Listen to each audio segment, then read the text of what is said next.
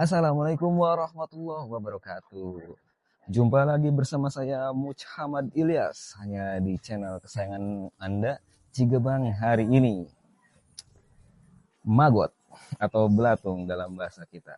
Anda pasti sudah sering ya mendengar kata itu. Tapi pembudidayaan atau peternakan maggot itu sangat janggal ya. Tapi di Bantarjati ini ada loh peternakannya. Dan itu namanya sudah melalang buana ya, sudah diliput banyak media nasional, namun lokal hanya kita pertama, eksklusif. Terus tidak lama lagi kita akan ngobrol tentang peternakan. Let's go. Assalamualaikum Bapak Iwan. Waalaikumsalam warahmatullahi wabarakatuh. Oke, Aduh. boleh saya ngobrol-ngobrol? Oh, silahkan. Mangga. Oke, kita Nah, akan ini. ngobrol-ngobrol dengan peternakan pertama maggot di Bantarjati. Betul. Betul. Betul, Oke, betul, let's betul. go.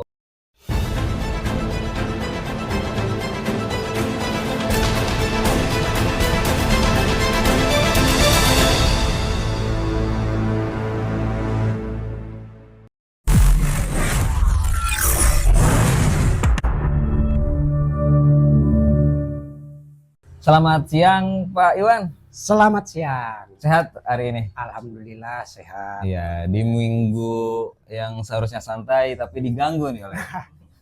Ya, Minta waktu sebentar ya. Baik.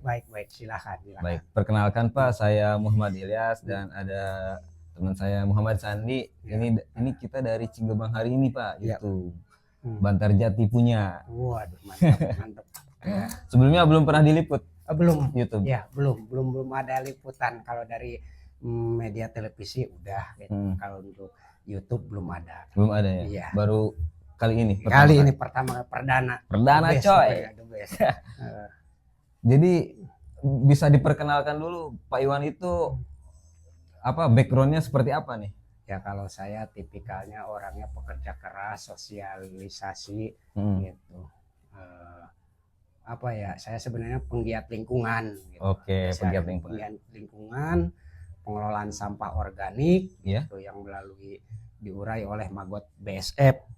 Tuh, jadi saya door to door kepada warga mengambil sampah organiknya. Oh baik. Tuh. Ya dalam garis besar ini ya saya penggiat lingkungan dengan sosial tanpa bayaran. Tuh. Tapi sebelumnya apakah memang Bapak langsung terjun ke dunia usaha atau memang pernah bekerja di orang juga atau di pabrik gitu? Oh enggak, saya pertama awal saya pernah kerja di percetakan di Indografika. Saya 11 tahun di sana. Terus kena resesi atau krisis moneter ya akhirnya kena PHK massal. Oh iya. Terus tahun berapa itu punten Pak? Saya tahun 2006. 2006. 2006, Oh, iya. 2010. Nah, 2011 saya di PT Pako Global Engineering sebagai machining operator. Nah, sama itu juga tahun 2019-nya saya kena pandemi Covid. 2019 nah PHK massal juga itu. Nah, akhirnya saya lari ke dunia peternakan ayam. Awalnya itu tahun saya 2019 berarti 2020. No, pas Covid ya. Ya, pas Covid 2020. Nah, saya coba-coba saya ternak ayam kampung. Nah, dari ayam kampung selama 4 bulan saya rawat, saya jual, Jadi saya beli anakannya atau DOC, anak ayam saya besarin, saya jual, saya besarin, saya jual. Nah, kalau untuk maggot itu sebenarnya mah karena untuk pakan ayam ini saya kesulitan di harga karena naik turun. Oh, Nah, itu tantangan di main di ayam. Iya, main di ayam itu harga pur itu naik turun, beda toko, beda harga. Akhirnya saya muter otak bagaimana ini ya caranya untuk antisipasi biar nggak mengeluarkan kos. Nah, pada saat saya sedang membersihkan kandang ayam, kok di bawah kandang ayam itu banyak belatung apa ini kata saya gitu. Akhirnya ayam yang dalam kandang itu saya keluarin semua. gitu. Kalau bahasa Sunda mah diumbar lah gitu. Iya. Kok itu malah matokin itu semua. Malah matokin si belatung-belatung itu. Akhirnya saya analisa, saya cek, saya ambilin satu persatu gitu. Saya juga waktu itu ngeri nih belatung atau apa. Iya. Nah, pas di situ adalah satu lalat sedang bertelur di bawah genteng. Oh, seperti ini saya ambil, saya kerik, saya analisa, lalu saya bikin riset sendiri. Oh, saya ngecek browsing di Google. Oh, ini yang namanya maggot BSF. Akhirnya saya juga browsing, tanya-tanya lah di internet. Nah, sampai saat ini saya berkembang biak maggot sampai saat ini. Awalnya saya beternak ayam dulu, terus ke maggot.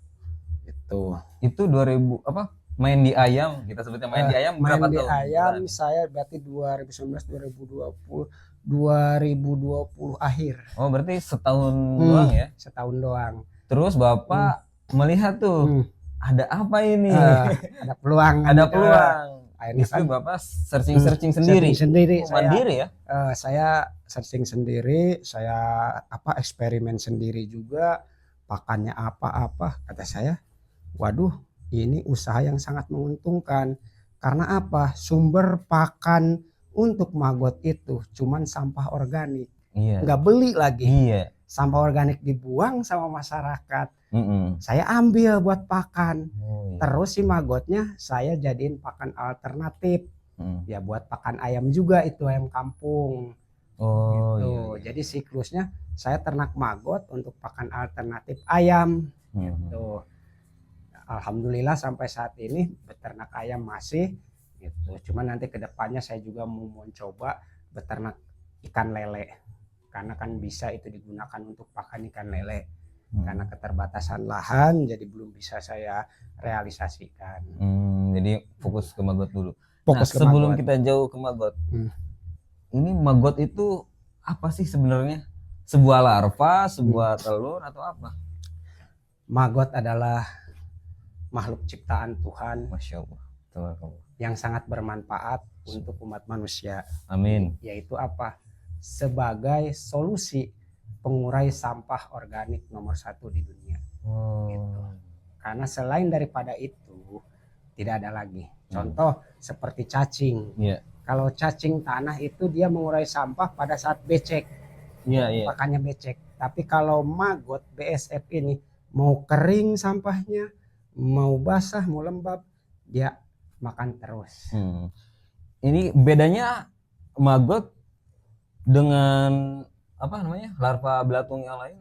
Dari lalat yang lain apa? Kalau lalat BSF, maggotnya itu mengandung protein yang baik untuk pakan ternak. Contoh unggas, ayam, bebek, burung, terus ikan. Nah, itu sangat bermanfaat dan bisa memberikan bobot buat si hewan ternak. Nah, kalau untuk larva lalat hijau, lalat hijau itu satu, dia itu gatal kalau dipegang dan penyakit. Berpenyakit itu kalau larjo atau lalat hijau. Dari secara fisiknya Pak, kita bisa membedakan nggak sih secara kasat mata? Oh ini lalat hijau, ini maggot dari BSF. Kalau maggot BSF itu dia besar dan pipih atau bahasa ininya gepeng. Ya gepeng. Tapi kalau lalat hijau itu dia lancip dan jalannya itu cepat. Nah, kalau BSF itu dia lebih lambat. Oh iya. Ya kebayang sih. Karena kan saya cari-cari juga lalat BSF itu kan kepanjangan dari Black Soldier BSF itu Fly. Black Soldier Fly atau pasukan tentara hitam. Iya, pasukan tentara hitam. Nah, inilah yang disebut pasukan tentara hitamnya, ya ini lalat BSF. BSF. Iya. Gitu. Hermetia illucens. Kalau secara bahasa ilmiahnya ya. Bahasa ilmiahnya benar. Hermetia illucens. Ya, jadi memang maggot ini secara konteksnya ya, biar terbayang. Jadi memang kenapa bisa dibudidayakan, karena proteinnya tinggi 40 sampai 50%, lemaknya baik 30%, terus mengandung kalsium. Betul. Jadi cocok untuk ikan lele, gurame, ayam burung, reptil, hamster ya? Iya, betul. Oh, begitu. Betul. Itu dari segi maggotnya aja. Alhamdulillah kalau saya untuk saat ini saya kerjasama dengan BRIN Cibinong Kabupaten Bogor, kontrak selama 1 tahun untuk penelitian risetnya di sini di Wanjuan Sapam. Jadi si maggot ini bisa dibikin minyak maggot atau Minyak formula maggot. ya. Ke waktu belum lama itu saya 6 bulan yang lalu pernah implementasi teknologi minyak maggot yang diselenggarakan oleh BRIN. Nah itu jadi formula seandainya yang saya itu 3 kilogram maggot press jadi cuman hanya beberapa mili. Itu nanti itu fungsinya untuk kalau di dunia perpancingan itu esen. Nah, jadi essence seperti itu. Oh, berarti memang didukung sama Badan Riset Indonesia, Badan Riset dan Inovasi Nasional. Dan Wanjuan Sapam juga bermitra dengan perusahaan raksasa yaitu PT Indosemen 3 roda. Gitu. Jadi saya masuk ke mitra binaan CSR-nya. Alhamdulillah saya udah berjalan selama 3 tahun. Nah, perkenalan Bapak sama PT Indosemen sama BRIN itu awalnya gimana? Awalnya itu sebenarnya hanya kebetulan gitu. Jadi waktu itu saya sedang usaha pengelolaan sampah organik melalui maggot. Jadi saya minta support bantuan dana gitu. Karena kan saya juga butuh tempat sampah, butuh alat-alat untuk pengelolaan sampah. Nah, bagaimana caranya saya bisa tembus ke CSR Indosemen? Yaitu saya cari link atau Bilikom, Bina Lingkungan Komunikasi. Oh, ada tuh nah, ketemulah alhamdulillah di Desa Bantarjati ada yang namanya Kordes, koordinator desa dari CSR Indosemen. Akhirnya saya ngajukan proposal. Nah, di ACC lah, disurvei, nah dievaluasi. Nah, sebulan kemudian datanglah kebutuhan apa yang diperlukan oleh saya. Ya, di situ ditulislah RAB. Itu rancangan anggaran biaya. Itu tahun? Saya tahun berarti saya 2004. 2024. Ya, 2024. Oh iya. 2024 ya. Oh, berarti udah berjalan sekitar 3 tahunan 3 tahunan usaha baru di Bapak berani mengajukan. Berani karena kan saya di sini saya karena belum berani. Saya belum tahu ini seperti apa. Ternyata ternyata maggot ini emang benar-benar lagi booming sebagai pengelolaan sampah organik. Karena kan untuk kedepannya Indonesia itu harus nol sampah, mengurangi sampah di TPA gitu. Akhirnya kelola sampah dari sumbernya atau dari rumah gitu. Akhirnya saya ciptakan terobosan baru, inovasi baru gitu. Nah, pada saat Bapak mengajukan proposal nih ke misalkan BRIN, kata orang-orang BRIN gimana? Kalau BRIN itu sebenarnya beliau itu datang sendiri. Datang sendiri, dia tahu mungkin ada di WA grup siapa. Akhirnya adalah kawan. Pak, masih ternak maggot enggak? Ya, ini ada kenalan saya atas nama Ibu Anu. Katanya lagi cari maggot. Itu dia nggak menunjukkan dia dari dinas mana-mana, dari badan mana-mana. Pas udah ketemuan datang, ternyata yang datang itu dari BRIN. Itu Badan Riset Inovasi Nasional BRIN Cibinong Kabupaten Bogor. Nah, dia evaluasi lah ke saya untuk penelitian kitosan itu cangkang maggot atau selongsong maggot. Nah, selongsong maggot ini berfungsi untuk plester atau handiplas di dunia paramedis dan sebagai obat luka operasi. Nah, akhirnya saya sebulan, 2 bulan, 3 bulan komunikasi dengan BRIN, disitulah timbul kontrak atau kerjasama. Nah, tahun 2024 waktu itu. Nah, akhirnya kontrak 1 tahun Januari 2025 sampai Desember 2025. Itu jadi pusat riset untuk maggot BSF Kabupaten Bogor dari BRIN. Di sini titik koordinatnya. Jadi rutin ke sini setiap? Enggak rutin. Jadi dia kalau misalnya 2 bulan sekali, 3 bulan sekali, dia komunikasi, Pak tolong siapkan cangkang maggot, Pak tolong siapkan maggot, gitu. Dia ngambil nggak banyak, cuman hanya untuk sampel riset di laboratorium aja. Iya, nanti kita bisa ketahui ya. Iya. Bagian mana saja nih yang merupakan cangkang apa tadi namanya? Kitosan. Kitosan. Terus maggot berbentuk seperti apa? Kita akan telusuri. Tapi kita akan mengobrol dulu nih lebih dalam tentang maggot. Boleh. Nah, saya penasaran Pak. Untuk tahap demi tahap. Ini Bapak untuk larvanya beli atau memang Bapak nyari sendiri atau bagaimana? Kalau saya larva atau ini saya nggak beli ya, karena yang saya ternak itu siklus dulu. Siklus dari lalat harus kembali ke lalat. Awalnya lalat betina dan lalat jantan itu kawin. Siklus pertamanya. Si jantan setelah membuahi si betina, maka si jantan akan mati. Nah, itu iya siklusnya. Jadi setelah lalat betina dan lalat jantan perkawinan, nah mati si jantannya, terbang ke atas angklek mati. Nah kedua, setelah dari perkawinan si jantan betina ini 3 hari kemudian, nah berbuahlah ovum atau sel telur di dalam si betina ini. Nah si betina bertelur di egis. Egis itu tempat bertelur BSF atau lalat BSF yang sudah disediakan. Jadi di sela-sela papan dia bertelur. Nah setelah bertelur dia terbang ke atas terus mati.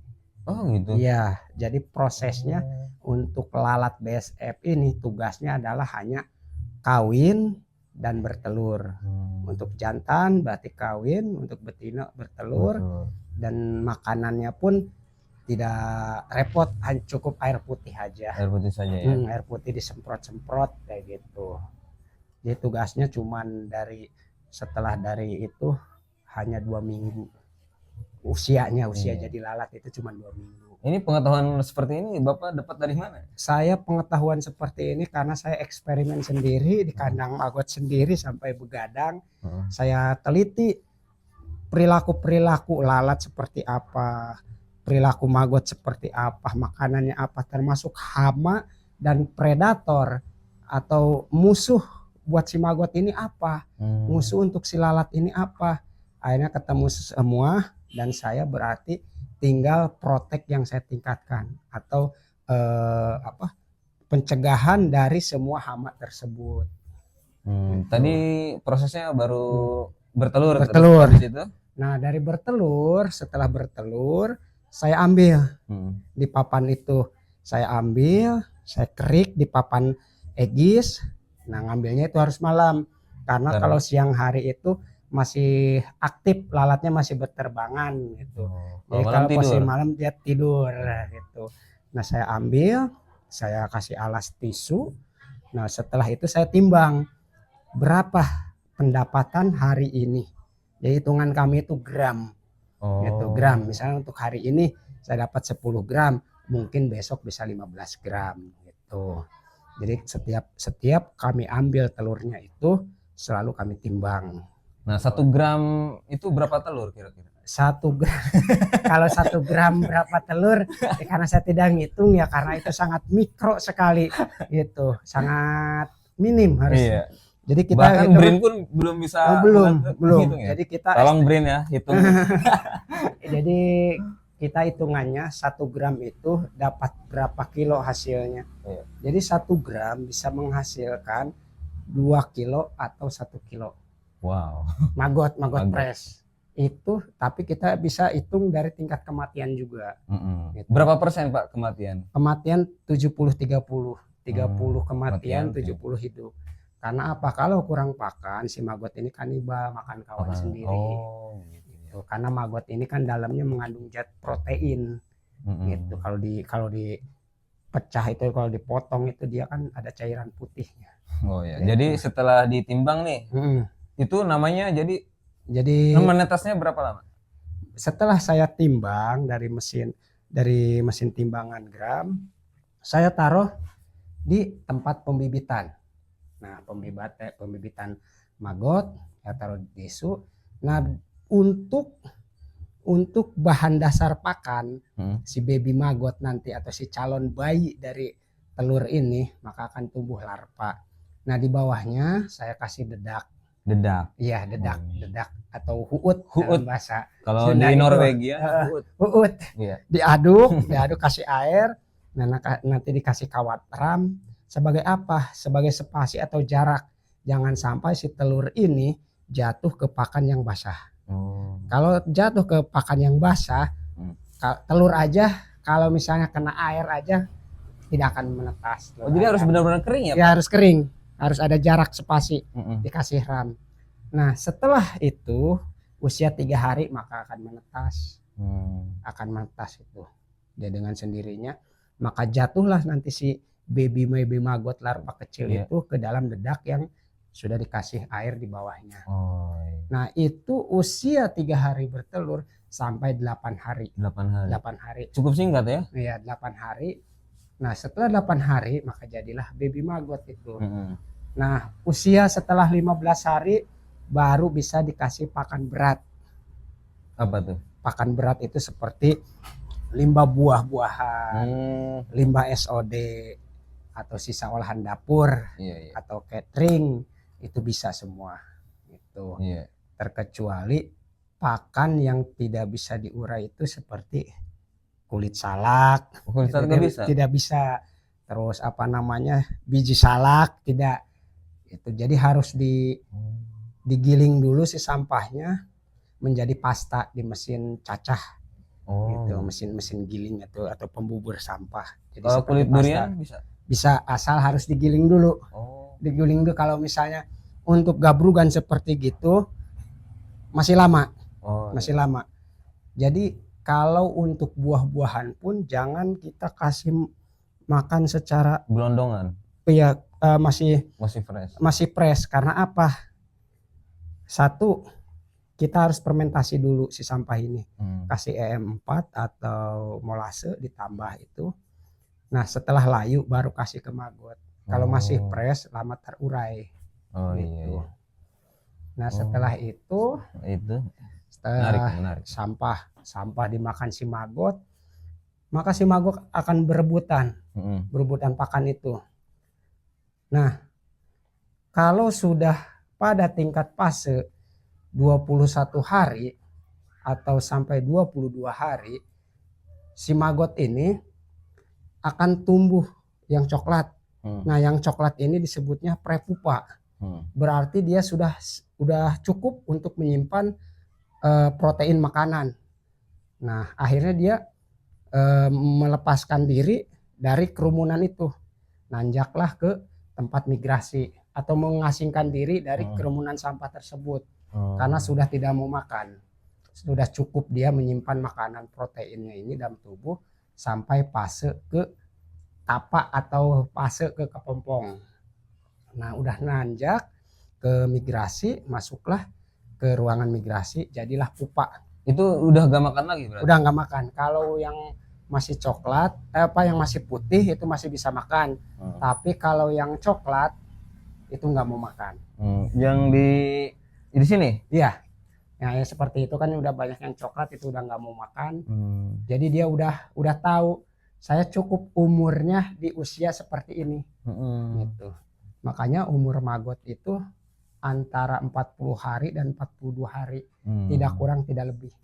Nah, setelah itu yang siap jual itu tahap itu. Yang siap jual ya itu pada usia yang 21 hari itu. Oh, seperti ini ya. Kadang saya juga menjualnya juga. Geli sih saya pegangnya. Prepupa, bisa ini dipegang.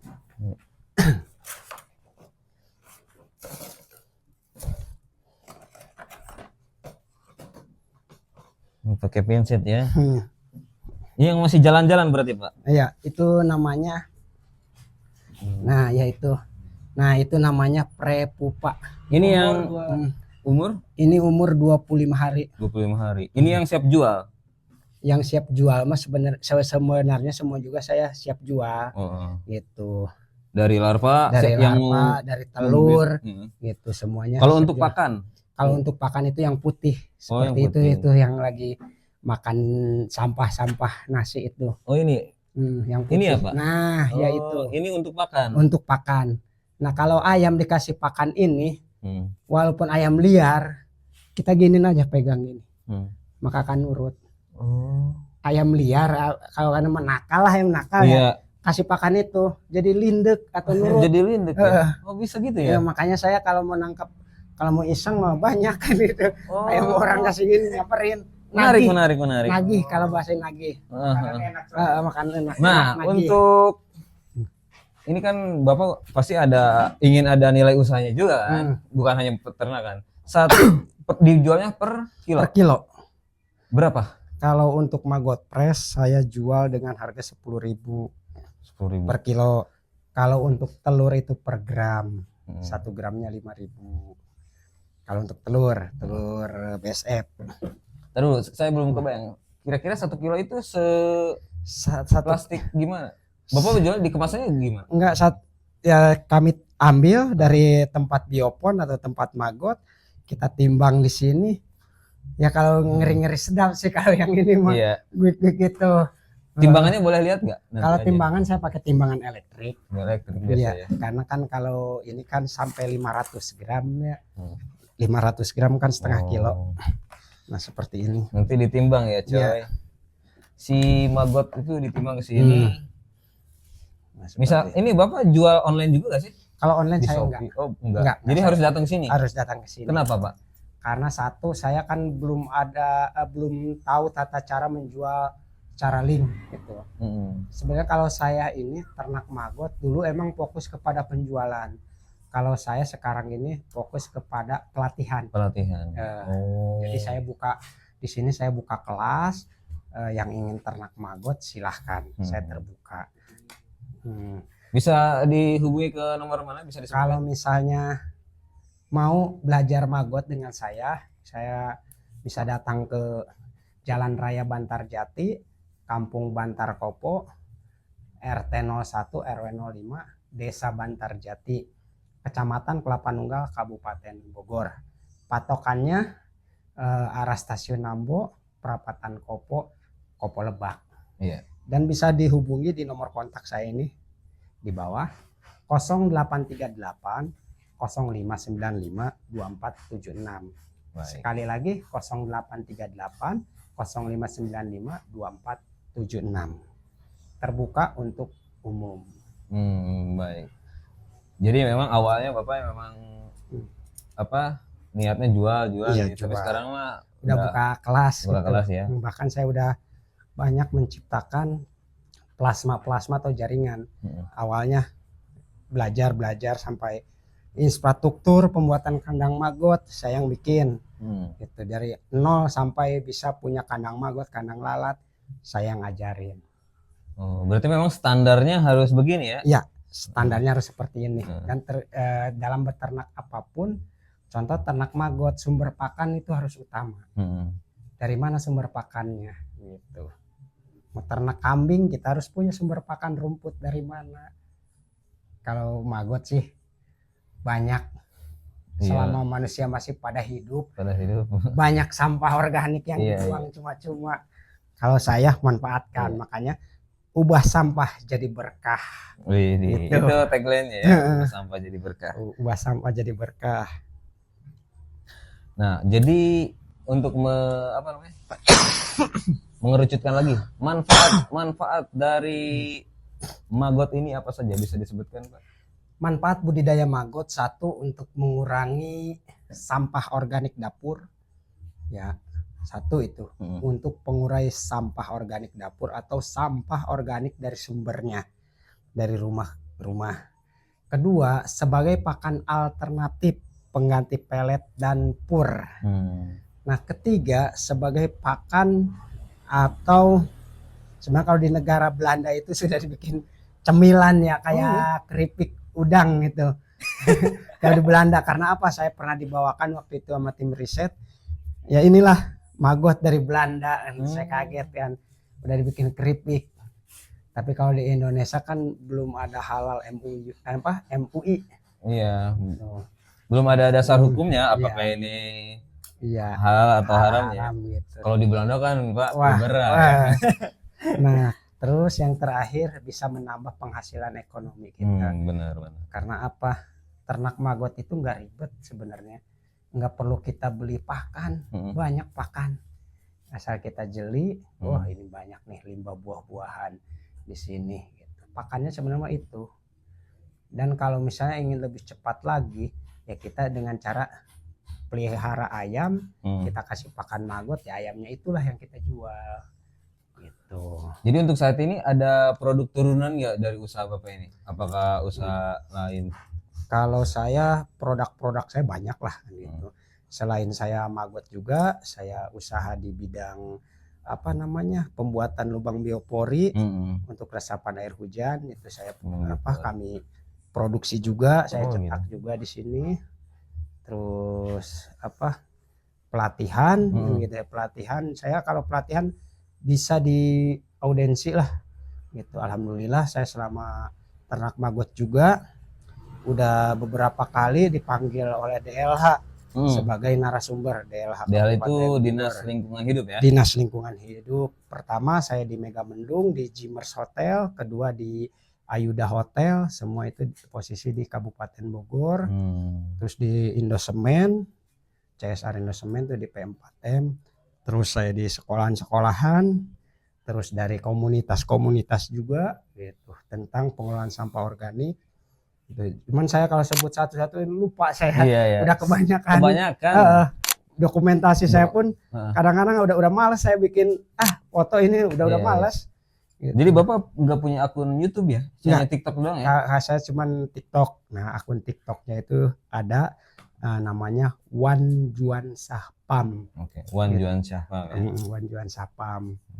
Jadi saat ini jatuhnya perorangan atau komunitas atau apa Pak jatuhnya? Kalau saya ini pemilik. Pemilik saya. Jadi sebenarnya saya ini pemilik saya. Gitu. Jadi usaha kelompok saya ketuanya. Tapi ada orang lain yang bantu ngurusin juga? Ada kalau dulu. Kalau sekarang udah pada inilah punya kesibukan masing-masing. Di awal-awal 1 tahun kemudian ada kami kerjasama bersama keluarga dan tetangga. Karena ya itulah tidak sabaran mana hasilnya dan gitu akhirnya pada mundur balik kanan. Saya teruskan, kalau saya konsisten pada usaha ini saya lanjutkan. Alhamdulillah sudah dari maggot saya sudah dipanggil kemana-mana, bahkan untuk terakhir ini di Muara Enim, Gelumpung, Sumatera Selatan, Palembang. Nah maggot saya udah nyampe ke situ, udah lintas provinsi. Dikembangkan di sana. Mantap. Alhamdulillah. Kalau untuk lokalan seperti di Cicadas Gunung Putri, Cilengsi, Hambalang, Citerep, Sentul, terus Gunung Batu, sama di Cijeruk, Bogor Utara. Itu Bapak sudah mengirimkan ke sana ya? Udah Tapi ada yang beli larvanya juga nggak Pak? Ada juga? Ada. Jadi setiap yang beli itu saya nanya, Pak ada pupa itu kepompong, bahan lalat ada. Pak beli telur ada gitu. Kami menyediakan. Jadi kalau misalnya saya kekurangan di saya ngambil dari plasma saya jaringan. Jadi jaringan saya pun saya ikut pasarin gitu. Karena apa, dia sumbernya juga dari saya dan saya juga ikut bantu memasarkan. Ada maggot nggak? Ada, butuh sekian kilo gitu. Ini dong Pak, saya pengen dengar cerita Bapak juga sebagai pembicara nih, atau diundang jadi pembicara di usaha ini. Yang paling bergengsi aja, yang ada di top main Bapak apa aja? Top apa main? Seperti apa? Gimana contohnya? Ya misalkan jadi pembicara di mana gitu yang menurut Bapak keren lah, anjir. Yang paling berkesan dan paling berkeren itu pertama kali saya dipanggil oleh DLH Kabupaten Bogor. Satu, itu tanpa support dari pemerintahan awalnya. Langsung audiensi sendiri dari DLH ngebel ke saya. Bapak siap nggak jadi narasumber untuk DLH Kabupaten Bogor dalam pengelolaan sampah organik non organik melalui Magot. Di situ saya kaget. Serius enggak ini Pak, kata saya gitu. Saya kan usaha seperti kecil udah saya presentasikan kepada Bapak Kapit. Siap enggak? Siap. Nah di situ saya di Megamendung Jibers Hotel. Di situ tamu undangannya para direktur yang bergengsi lah gitu, para dinas-dinas.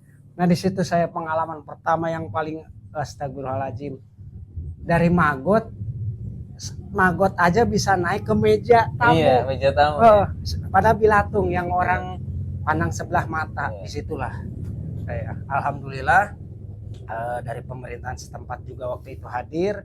Bapak Kades Supena Jaya Atmaja sebagai kades saya ikut menghadiri, mendampingi itu, dan dari tim CSR ITP juga hadir, dari tim Plip DLH hadir. Disitulah yang sangat berkesan saya. Iya. Bahkan Bapak juga pernah diliput stasiun TV nasional ya? Udah, saya waktu itu TV One, TV Tani sama DW Indonesia. Oh gitu. Iya. Udah banyak ya. Banyak. Tahun berapa itu Pak? Berarti 2024. Oh, tahun kemarin ya. Tahun kemarin. Itu karena itu kan dari mulut ke mulut lah kan gitu. Ya saya juga kan nggak tahu ada kawan mau nggak ini diliput gini silakan aja. Mereka datang ke sini berarti. Datang ke sini, bukan saya yang minta ini datang. Itu karena mungkin Magot saya ini udah sana kemari lah gitu. Dan alhamdulillah satu-satunya di Desa Bantarjati, Kecamatan Kelapa Nunggal. Cuman inilah satu-satunya. Iya di Bantarjati. Di Bantarjati ini. Tuh, alhamdulillah. Dan saya masih konsisten, masih tetap di Magot. Harapan saya ke depannya bila mana ada masyarakat Bantarjati yang ingin beternak Magot, mari kita bareng-bareng gitu. Karena kalau saya mengajarkan pemula, tidak ada guru, tidak ada murid. Kita belajar bersama-sama. Gitu. Memang usaha seperti ini memang harus bersinergi kan? Iya, sinergi. Karena nggak bisa sendiri-sendiri. Nggak bisa. Jadi kegiatan utama Bapak sejauh ini apa nih Pak? Kalau saya kegiatan sekarang ya saya bekerja lah gitu sehari-hari. Oh masih bekerja ya? Saya bekerja gitu karena kalau dulu emang saya fokus di Magot dan ngurus lingkungan yang tanda kutip masih nganggur lah kayak gitu. Nah sekarang saya udah bekerja gitu, jadi terikat sama peraturan perusahaan juga. Waktu yang tadinya full 1x24 jam di kandang Magot sekarang terbatas. Tapi tetap gitu saya konsisten di Magot, di perusahaan gitu. Bagi waktunya gimana Pak? Bagi waktunya karena di perusahaan kan ada shift. Ada shift 1, shift 2 kan gitu. Kalau sebenarnya kalau udah kekuasai ilmu Magot kita nggak ribet. Oh gitu. Nggak ribet. Dalam ternak apapun. Makanya kalau dulu saya Magot itu kerja otot, kalau sekarang kerja cerdas. Dalam artian apa? Ini ada sampah, kiriman sampah ada 10 kilo, kita giling dulu, kita cacah dulu, masukin ke bank pakan. Bank pakan itu seperti drum biru yang ukuran 100 liter, saya masukin ke situ. Jadi ketika nanti kita kasih pakan ya udah boleh ngegiling, tinggal kasih Magot. Gitu yang kasih pakan doang. Karena Pak Iwan udah menguasai medan ya. Iya. Makanya kan dalam ternak Magot kita jangan berpikiran waduh cuan. Waduh modalnya cuma sedikit, jangan. Kuasai dulu ilmunya. Kalau udah kekuasain ilmunya, rezeki maka akan berdatangan. Setuju sih saya. Dalam ternak apapun. Jangan, ternak ini bisa menghasilkan sekian rupiah, keuntungan sekian rupiah. Jangan, kuasai dulu ilmunya. Karena apa? Karena binatang juga perlu kita kita jiwai. Kalau udah sinkron dengan jiwa kita, maka dia juga akan mendoakan kita. Terima kasih udah merawat saya. Masya Allah. Terima kasih udah kasih pakan saya. Dia juga berdoa. Iya. Gitu. Berdoa. Magot kan makhluk hidup juga. Ya betul. Bernyawa juga. Nah betul. Makanya Magot itu usianya 42 hari. Dia ngegeber terus karena tahu umur dia pendek. Betul. Umur dia pendek, jadi terus sampah ini digiling tuh sama dia. karena umur dia pendek. Nah kalau manusia dikasih target umur segitu, pasti masjid penuh, musola penuh. Masya Allah, ternyata gitu. dalam ya filosofinya ya. Ya bener Dari lah. peternak maggot bisa Hmm. mengaitkan ke kehidupan manusia. Kan emang perlu kita hidup ini kan ya ada dua lah. Hidup di dunia berarti cuman sekedarnya, nanti hidup di akhirat selamanya. Bahagialah secukupnya, susahlah secukupnya, nanti bahagia, susah selama-lamanya nanti di sana. Amin. Makanya selalu kita kaitkan dengan ilmu alam, kita pakai. Betul sekali. Pakai, makanya untuk saat ini ya alhamdulillah saya kaitkan dengan seperti itu. Makhluk hidup ya makhluk Tuhan juga, saya juga makhluk Tuhan. Iya, kalau kita pelihara sesuatu, binatang ternak nggak dikasih makan, berdosa. Jolim. Itu dia. Benar sekali, sangat dalam gitu. Cuman nggak terlalu dalam lah ya, mohon maaf. Ya dalam lah. Itu kalau cocok ya, pantasan sering jadi pembicara ya. Untuk tantangan apa? Secara teknis atau nanti, aduh ini gini mulu. Menurut Bapak apa nih? Kalau tantangan di Magot itu sebenarnya mah cuman satu, hamanya gurem. Hamanya. Apa itu gurem? Gurem itu sejenis binatang yang sangat kecil, seperti telur larva maggot. Kalau bahasa Sunda bilang sieur. Oh, sieur. Sieur itu kalau di Belanda juga dan di Norwegia juga dipakai. Gurem. Jadi itu bisa membunuh 10 kg maggot. Guremnya sekepal gini, mati semua, pingsan. Karena satu, dia punya zat efek yang sangat bau pengak. Kalau di tenggorokan aja sakit. Kalau ke ambu itu, kecium saya pun sakit. Tuh, cara mengatasinya supaya tidak ada sieur. Cara mengatasinya, setelah kita panen si maggot ini, tempat itu kita bersihkan atau cleaning area dengan cara dikasih disinfektan. Oh, ada. Biar si bakteri itu tidak ada. Itu. Makanya saya setiap panen saya kasih setiap panen saya bersihkan terus kasih disinfektan untuk mencegah bakteri-bakteri yang kasat mata.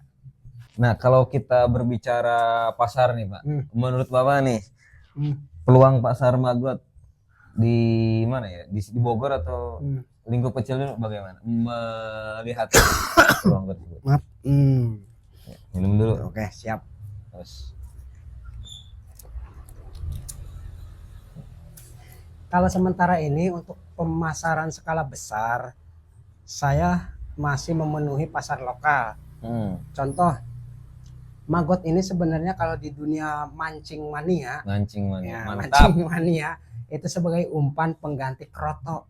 Karena kroto itu atau semut rangkang pembudidayanya jarang, di alam pun diambilin terus, tapi nggak dibudidayakan. Nah, inilah alternatifnya. Si maggot ini di blender, nanti dicampur pakan lainnya untuk umpan mancing. Dan untuk peternak ikan lele bisa menggunakan maggot ini. Jadi saya masih penjualannya secara door to door lokal. Ya ada skala besar yang butuh tonase bahkan ekspor. Maggot ini sebenarnya untuk bahan kosmetik, lipstik, bedak itu diekspor ke Jepang. Cuman posisinya bukan maggot fresh, maggot yang sudah kering. Gitu, bahan baku, jadi bahan baku kosmetik. Jadi kalau misal permintaan ekspor itu per minggu 1 ton, butuh tempat berapa kali berapa meter. Gitu. Jadi kalau saya belum bisa sepenuhnya seperti itu, tapi kalau untuk link ke itu ada. Gitu, ada. Cuman saya belum bisa menyanggupi. Masih sanggupnya hanya sebatas penjualan ya kecil-kecilan lah, buat mancing, buat pakan ayam, buat pakan ikan lele, itu aja. Iya, karena kalau udah butuh tona segitu mah itu udah skala industri ya. Skala industri, terus perizinan juga kita harus, inilah benar-benar legalitas kita harus sah, tidak sembarangan. Makanya Bapak Iwan butuh sponsor. Amin, amin. Ayo sok nanggam Butuh berapa? lahan berapa hektar mungkin? Wah, kalau untuk hektaran nih sebenarnya mah ya banyak sih. Banyak ya. Banyak, harus luas. Untuk sampai kuota 1 ton per minggu aja. Terus sumber pakannya ini dari mana juga kita harus tahu. Iya. Gitu. Wah, harus modalnya udah bukan juta lagi, MM-an, emberan lah gitu ya. Buat para kapital. Terus bagaimana cara menentukan harga jual yang kompetitif? Sekaligus Bapak bagaimana cara menjaga kualitas si maggot ini? Kalau saya menjaga kualitas si maggot ini ya dari pakan juga. Dari pakan. Misalnya saya kasih pakan SOD, sisa olahan dapur. 1 maggot ini pas siap panen, misal panjang 5 cm, lebar 5 mili, ya harus dijaga itu. Oh berarti pakannya harus konsisten, ini harus SOD terus. Itu. Tapi kan jarang kalau SOD, kebanyakannya buah. Kalau pakannya buah, itu hanya nutrisi aja, kecil-kecil lah. Oh, iya. Kurus gitu. Kayak saya ini gitu, kurang gemuk gitu kan, gemuk. Kalau SOD kan karena mengandung minyak. Iya. Minyak dari kuah sayuran, dari hewani, nabati seperti ayam, ikan gitu. Emang udah komplit dalam lengkap ya, lengkap. Makanya kalau untuk menjaga kualitas, saya selalu pakannya pakan SOD. Gitu, konsisten di situ. Sejauh ini dapat SOD terbesar dari? Kalau SOD saya ngambil dari lingkungan, dari pengusaha catering yang ada di lingkungan saya gitu. Karena emang visi misi saya ini saya ingin setiap masyarakat, setiap warga yang ingin membuang sampah organik, jadi enggak asal aja. Jadi ditampung dulu di kantong plastik atau di ember, nanti saya ambil, saya kelola kan gitu. Nah akhirnya saya dapatlah di pengusaha catering lokal dengan buang sampah kemari berbayar. Gitu. Dia buang sampah ke saya, ya bayar 1 kilo 2.000 perak. Gitu. Kalau misalnya nggak mau bayar, silahkan ke tempat lain. Gitu. Karena kan disebutnya itu retribusi. Retribusi. Ya buat kuli lah, ngupahin yang kerja gitu. Iya benar.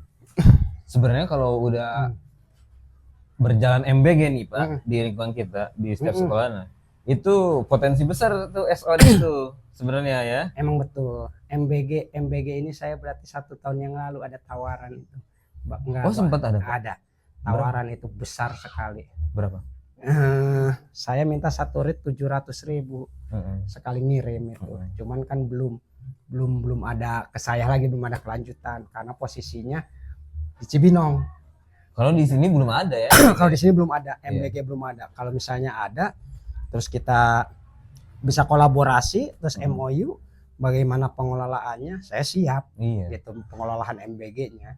Gitu. Karena Bapak sudah menguasai medannya.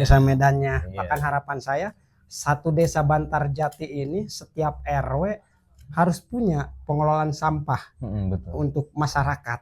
Jadi bank sampah induk 1 RW harus punya. Gitu. Jadi sampah organik dan non organik. Residu B3 itu harus ada. Karena ini sejauh ini yang sudah berjalan, ini masih belum dipisah nih Pak. Jadi sampah memang ada yang angkut, tapi masih belum ada edukasi untuk memilah-milah. Sortir ya. Iya, belum ada sortir. Jadi non organik, organik semuanya dikumpulin, dibuang. Gitu. Di biodrying ya. Iya. Mungkin kedepannya pasti ada ini pemisahan itu ya. Ada. Saya juga kan sering kalau setiap memberikan pelatihan sampah organik, terus non organik, residu, saya kasih tahu. Bahkan ini bagaimana seperti plastik cangkang kopi, cangkang mie, terus pampers, pembalut. Ini bagaimana? Udah dibal aja masukin. Karena ada penampung suatu perusahaan raksasa. Jadi itu dijadikan sebagai RDF atau bahan bakar alternatif pengganti batu bara. 1 kilonya 200 perak. Kan sayang, bisa jadi cuan itu kalau dibuang-buang. Nah penyalurannya nanti Biar saya regulasi ke ini yang tembus ke perusahaan tersebut. kalau di desa kita ada koperasi sampah aja. Iya benar, belum ada ya. Enak jadi udah dari RT ini RW ini udah brek situ, nanti kita kirim ke pusat akhir. Jadi nggak dikirim ke TPA. Iya. Jadi nggak menumpuk sampah Bantar jadi TPA. Kebetulan kan desa kita ini kan dekat dengan perusahaan raksasa. Iya. Deket gitu. banget. Deket banget. Iya. Semoga ya ada koperasi. Ngomong-ngomong kan dengar-dengar dari atas Prabowo mau bikin kan koperasi Iya. desa, tapi nggak tahu nih. Ya, belum ada sih. Belum ada. Kalau pembentukan untuk koperasi merah putih ya. Iya, Koperasi merah putih per desa itu udah ada. Cuman untuk sosialisasi ke masyarakatnya belum ada. Pembentukan struktur organisasi, ketua, sekretaris, bendahara dan anggota dan tim lainnya udah terbentuk. Oh, sudah terbentuk. Udah terbentuk di Desa Bantarjati. Siapa, Pak? Nah, kalau ketuanya kalau tidak salah itu Bapak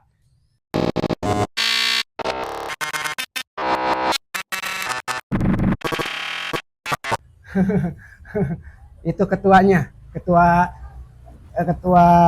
apa ya, Koperasi Merah Putih yang saya tahu itu ya. Kalau wakilnya saya kesini saya nggak tahu. Yang saya tahu itu kebetulan beliau juga rekan saya sekolah, satu alumni. Oh, gitu. Waktu di madrasah, kami di madrasah lulusan tahun 96. Nanti Bapak bisa ngecek juga nih YouTube kami, ada dia juga sebelum di podcast. Nggak apa-apa Iya. gitu. Nggak apa-apa. Respect. Nggak apa-apa. Ya semoga terbentuk lah ya. Nah, itu ya. Biar karena kan ada penyaluran gitu ya. Karena kan itu juga udah suatu perintah dari presiden, tinggal birokrasi di bawahnya aja penyaluran ke masyarakatnya harus benar-benar terintegrasi lah gitu. Ada pesan yang ingin Bapak sampaikan mungkin ke penonton, ke warga, ke masyarakat? Ya, kalau saya berpesan sebenarnya nggak banyak. Anggaplah ini kandang maggot saya kecil. Saya cuma punya kata-kata untuk hari ini. Dalam bekerja, selalu jaga nama baiknya, rawat tempatnya, sekalipun itu tidak bisa membuatmu kaya, tapi masih bisa membuatmu hidup. Gitu. Terbaik, Pak Iwan 2025. Gitu. Jadi ya itulah pesan saya. Sekecil apapun usaha kita, kita bosnya, kita marketingnya, kita pelakunya. Karena yang namanya ilmu ternak apapun, menerapnya saat kita berproses. Betul. Terus terang aja, walaupun kita browsing di YouTube apa-apa, saat kita proses, oh berarti maggot gua habis sama cicak ini. Dan cara ngatasinya gimana? Apa dibunuh, apa dikasih kapur barus? Gitu, saat berproses. Uyuhan atau saya mah.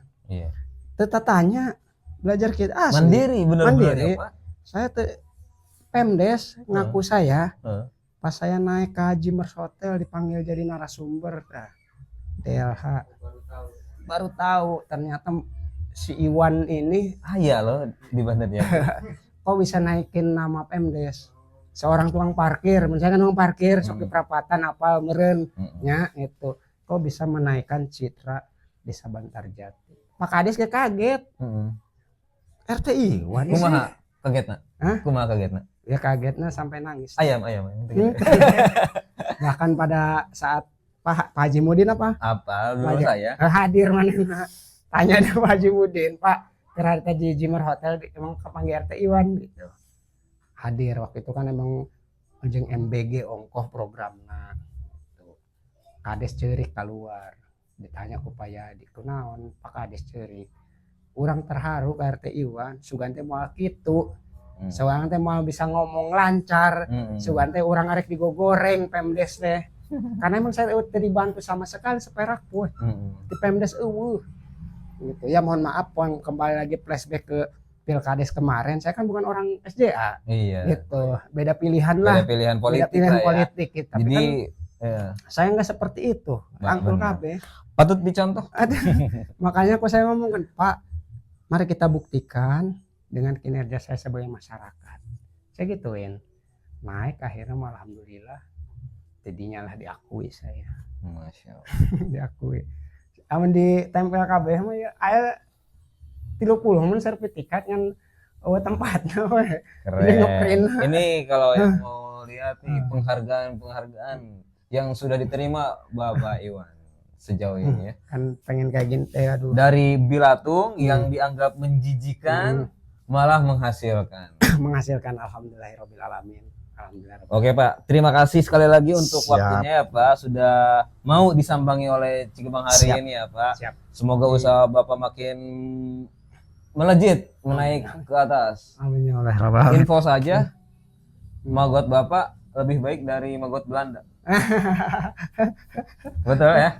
Karena di Belanda tidak makan SOD. Iya ada. Mereka kan roti-roti Holy Bakery. Bakery. Wassalamualaikum warahmatullahi wabarakatuh. Terima kasih banget ini.